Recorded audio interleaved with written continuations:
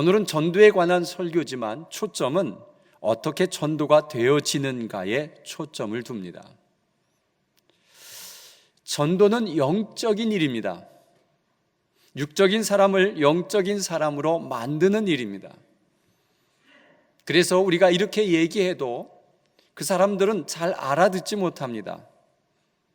천국이 이야기를 해도 이것은 영의 세계의 이야기이기 때문에 천국이 있나라고 하는 의문을 갖게 되어 있습니다. 그러나 성령께서 역사하시면 그것을 믿어지게 하신다는 것입니다. 오늘 본문에 우리는 하나님의 동역자라고 말씀하면서 우리를 동역자로 불러주셨습니다. 전도는 내가 하는 줄 알았습니다. 나 혼자 하는 줄 알았습니다. 그런데 하나님께서 우리를 동역자로 삼아주셔서 하나님의 일을 내가 하는 그런 동역자의 삶을 살도록 해주셨습니다. 이것은 얼마나 우리에게 주신 특권이고 놀라운 은혜인지 모릅니다. 그런데 이 전도의 방법이 정말 기발한 방법이 있는가 수많은 사람들이 찾아서 여러 가지 방법을 사용해 보지만 전도의 왕도는 없습니다. 미련한 방법이라고 하는 것은 무엇이냐 하면 한 사람을 붙들고 하나님의 말씀을 전하는 것입니다. 그런데 육적인 이야기를 영적인 문제를 가지고 이야기하는데 이것이 잘 통하지 않는다는 것입니다. 그렇게 해서 복음이 전해지겠나라는 의문을 갖게 되는 것, 이것을 미련한 방법이라 그렇게 말합니다. 이 미련한 방법에 대해서 고린도전서 1장 21절에는 하나님의 지혜에 있어서는 이 세상에 자기 지혜로 하나님을 알지 못하므로 하나님께서 전도의 미련한 것으로 믿는 자들을 구원하시기를 기뻐하셨도다. 여러분, 길거리에 나가서 예수 믿으세요, 지금 죽으면 천국 갈 수 있습니까? 라고 하면 사람들이 관심을 보이겠습니까? 아무 생각 없이 지나가고 아무 관심 없이 지나가는 사람을 붙들고 전도한다고 그것이 될까? 우리는 의심을 가질 수밖에 없습니다. 이런 전도는 사람들이 부끄러워하고 하기 싫어합니다. 왜냐하면 미련한 방법이기 때문에 그렇습니다. 좀 더 설득력 있는 과학적인 근거를 가지고 논리적인 방법으로 여러 가지 증명을 대면서 또 간증을 해가면서 이렇게 전도해야 되지 않겠어? 근데 지금 길거리에서 만나서 시간 없는 사람을 붙들고 1분 정도에서 무슨 복음을 전하겠느냐 이거죠. 그렇게 복음을 전한다고 그가 믿겠느냐? 그렇게 전해봐도 믿는 사람이 거의 없었어요. 그래서 하다가 이것은 효과적인 방법이지 못해라고 전도를 포기한 사람들이 한두 사람이 아닙니다. 그런데 하나님은 이런 방법을 통해서 전도하는 것을 기뻐하신다. 오늘 고린도전서 1장 21절에 분명히 말하고 있습니다. 그러면서 바울은 자신은 내 말과 전도함이 설득력과 지혜로 하지 않는다라고 2장 4절에 말하고 있습니다. 고린도전서 2장 4절 말씀하는 것은 내 말과 내 전도함이 설득력 있는 지혜의 말로 하지 아니하고 다만 성령의 나타남과 능력으로 하여 너희 믿음이 사람의 지혜에 있지 아니하고 다만 하나님의 능력에 있게 하려 하였노라. 바울은 전도를 잘하는 사람입니다. 그러나 자신의 능력으로 하지 않는다 그렇게 말하면서 성령의 능력과 하나님의 능력이라고 분명하게 자신의 전도 방법을 이야기하고 있습니다. 그런데 사도 바울이 고린도전서 1장에서 4장까지 이 전도 방법을 가르치려고 하는 것이 아니라 전도의 가장 큰 문제가 무엇이냐 하면 분파주의로 나눈다는 것입니다. 전도의 제일 큰 방해는 시기와 분쟁이라고 오늘 본문 말씀에도 분명히 말하고 있습니다. 너희는 아직도 육신에 속한 자로 너희 가운데 시기와 분쟁이 있으니 어찌 육신에 속한 사람을 따라 행함이 아니리요. 여러분, 전도하는데 가장 큰 방해는 내가 설득력이나 지혜나 말의 능력이 아니라 우리가 자꾸 마음을 나누는 이 시기와 분쟁 때문에 전도가 안 된다는 것입니다. 그래서 사도 바울은 1장서 4장까지가 이 분쟁에 관한 이야기를 설득하려고 계속 이야기하며 왜 분쟁이 없어야 되는가를 말하고 있는 것이 4장까지 되어 있습니다. 여러분, 교회에 분쟁이 있으면 냉랭한 기류가 흐릅니다. 또 사랑이 없는 것이 표시가 납니다. 그래서 사람들이 그것을 금방 느낍니다. 느끼지 못할 것 같지만 많은 사람들이 그것을 느낀다는 거예요. 야, 여기는 정말 냉랭한 교회구나라는 것이 느껴진다는 거예요. 여러분, 그 사람들은 오래 이 교회에 남아있지 않고 떠나거나 또 중단할 때가 있습니다. 여러분, 자, 이런 상황을 우리가 이 고린도 교회가 왜 이런 상황이 되었는가라고 하는 거예요. 아마 심각한 분쟁에 놓여 있었다고 하는 것을 1장부터 계속 얘기하는데 1장 11절에 이런 말을 합니다. 형제들아, 글로의 집 편으로 너희에게 대한 말이 내게 들리니 너희 가운데 분쟁이 있다는 것이라. 글로에라는 사람에게 벌써 사도 바울은 들었습니다. 내가 이것을 말하거니와 너희가 각각 이르되 나는 바울에게, 나는 아볼로에게, 나는 게바에게, 나는 그리스도에게 속한 자라 한다는 것이니 그리스도께서 어찌 나뉘었느냐?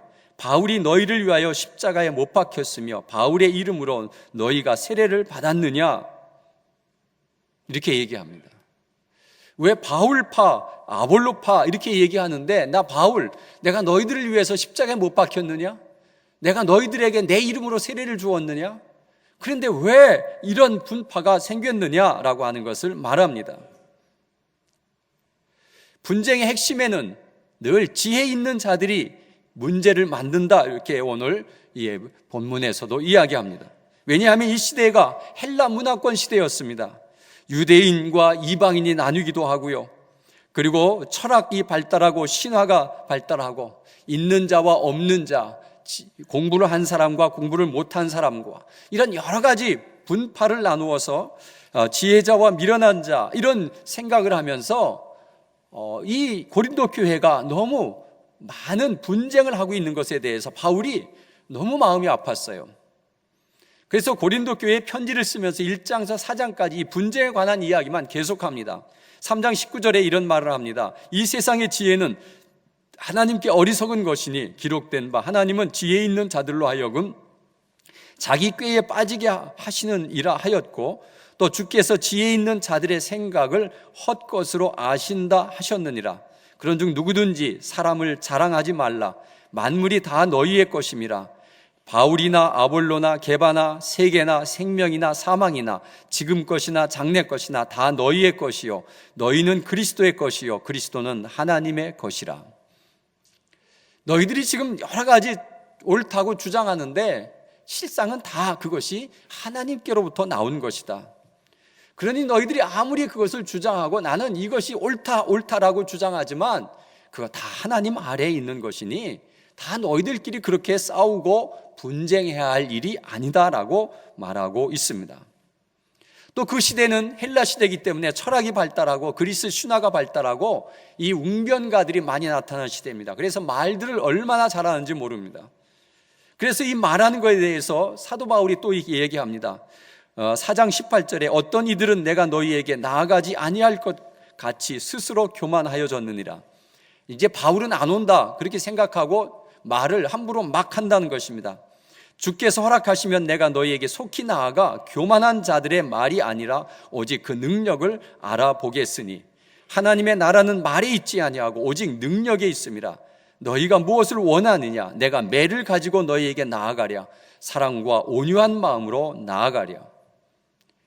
사도 바울이 화가 난 것 같습니다. 그래서 내가 매를 가지고 너희에게 나아가랴? 아니면 사랑과 온유한 마음으로 나가야 되느냐? 이 말을 고린도 교회의 사람들에게 편지로 쓴 것입니다. 성도 여러분, 이 마음의 시기와 분쟁, 이 분파주의가 큰 문제입니다. 이 나라도 지금 이런 분파주의에 몸살을 앓고 있습니다. 자꾸만 나뉩니다. 여러분, 이런 상황은 결코 이 사회에서도 안 좋고요, 특히 교회 안에서는 안 좋은 것이라고 말하고 있습니다. 이 시대에 성장하는 비결에 하나님께 쓰임받는 교회로 성장하는 것은 먼저 이 시기와 분쟁이 없는 사랑이 넘치는 교회로 만드는 것이 제일 먼저 해야 할 일입니다. 분명히 오늘 이 고린도 교회의 지도자들에게도 문제가 있을 것입니다. 바울과 아볼로, 그리고 게바, 베드로, 또 그리스도파, 이렇게 여러 가지 파를 나누어서 한 것도 이 지도자들이 잘 관리를 하지 못한 이유도 있을 것입니다. 바울은 고린도 교회의 개척자입니다. 그래서 바울을 지지하는 사람들이 많이 있습니다. 그런데 이 바울은 신학자들에 의해서 조사해 본 결과로 추측이지만, 글은 참 잘 쓰지만 이 말이 어눌했을 것이다 라고 추측을 합니다. 근데 이 아볼로는 굉장한 웅변가입니다. 그래서 설교를 얼마나 잘하는지 모릅니다. 그것이 성경에 조금씩 잡히고 있습니다.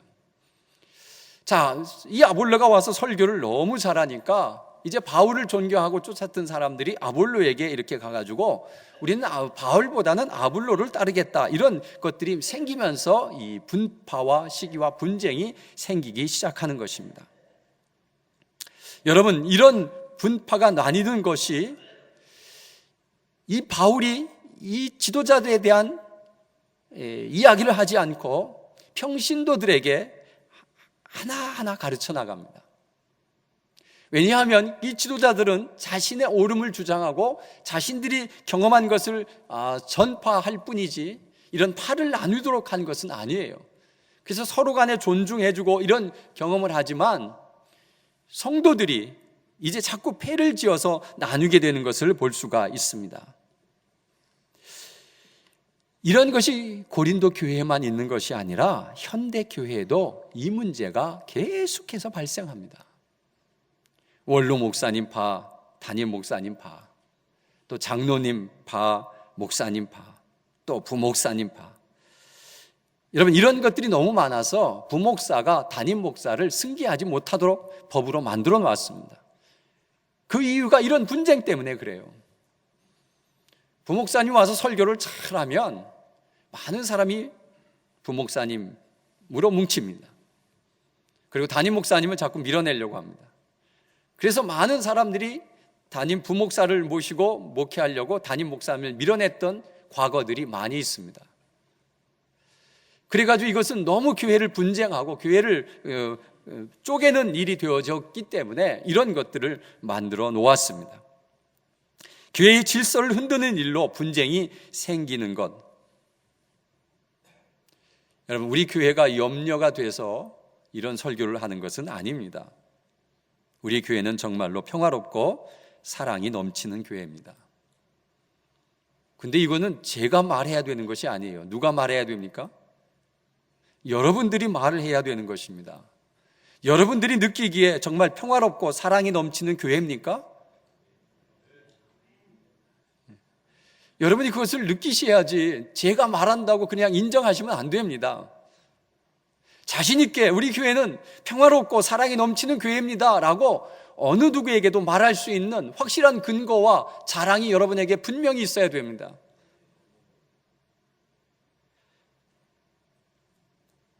자, 이 사도 바울은 이 오늘의 본문을 가지고 어떻게 설명하느냐 하면은, 나는 심었고 아볼로는 물을 주었다. 그러나 자라게 하시는 하나님이다라는 거예요.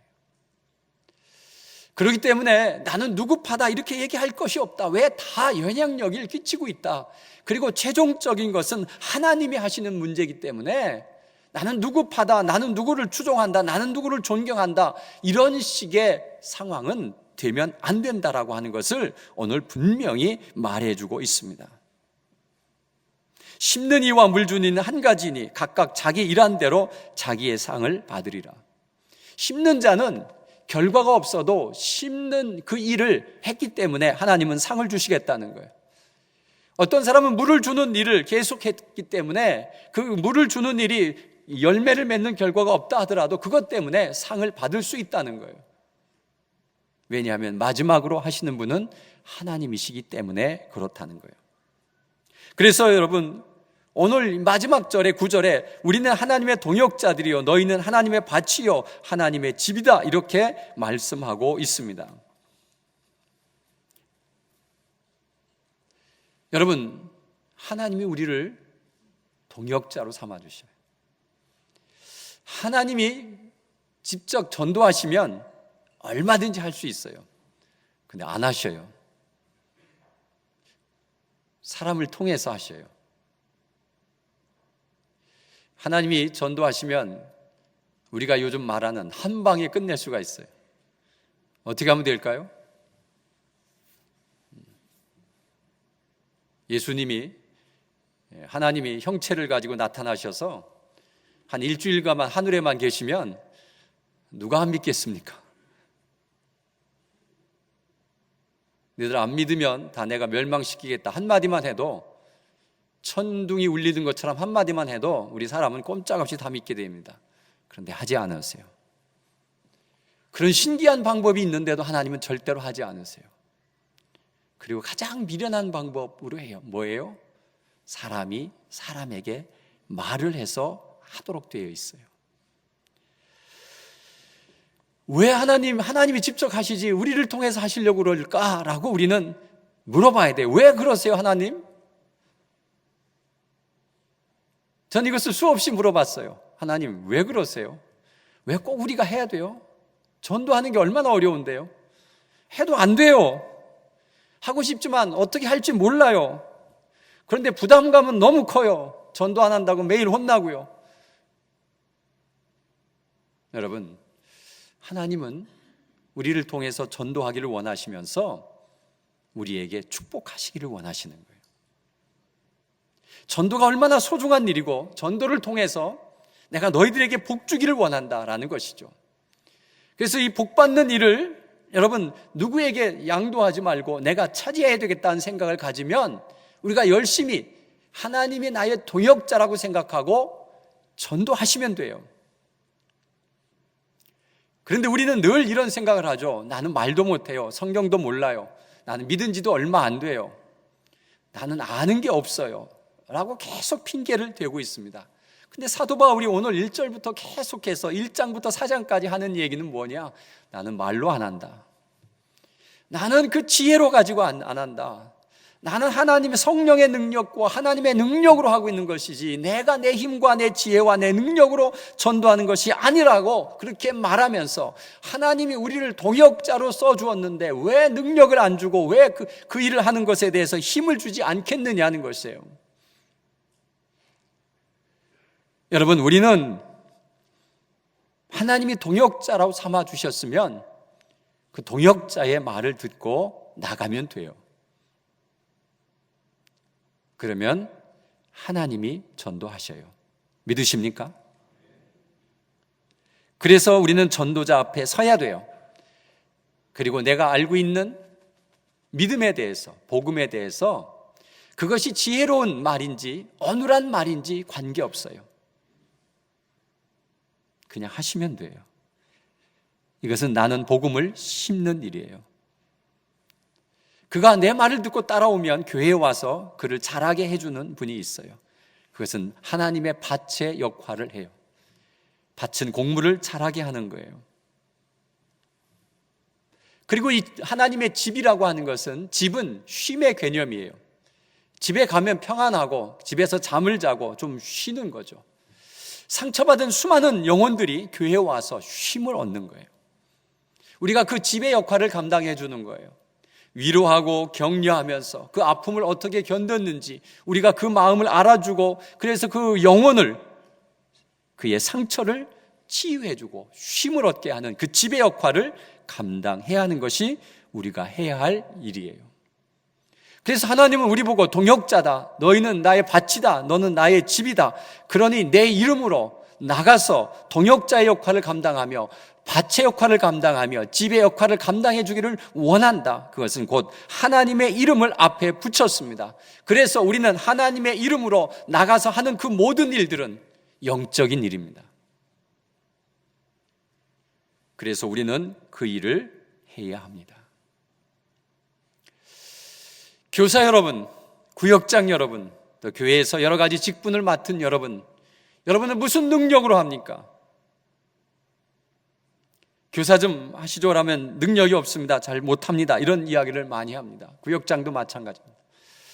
그러나 여러분은 하나님의 동역자입니다. 믿으십니까? 교사 여러분은 하나님의 동역자입니다. 믿으십니까? 용기를 내십시오.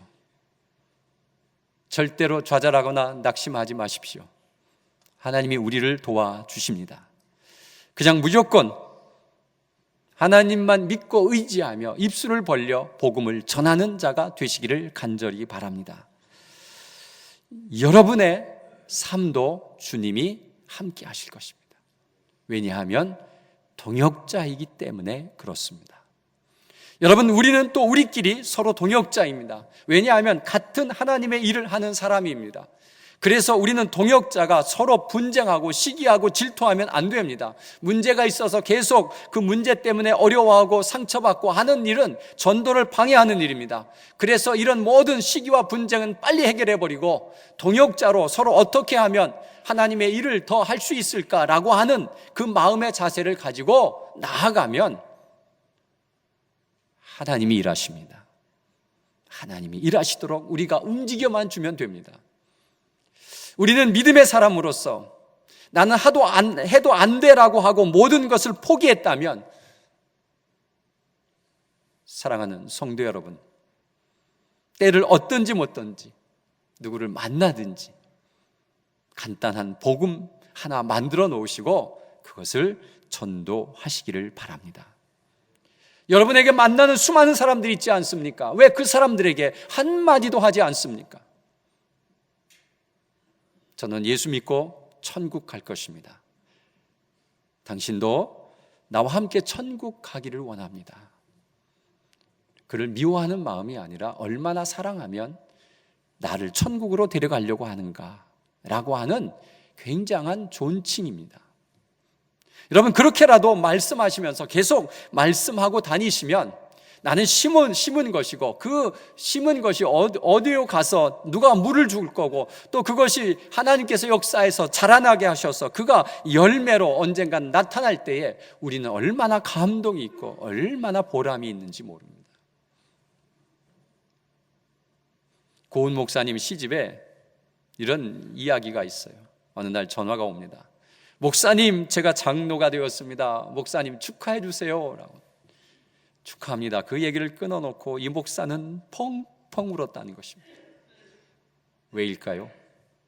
자기가 처음 전도한 사람이었어요. 그가 장로가 되었다는 것에 그렇게 감격이고 눈물이 나는. 여러분, 전도는 정말 하나님의 놀라운 은혜와 감격을 우리에게 주는 행위입니다. 왜냐하면 영적인 일이기 때문에 그렇습니다.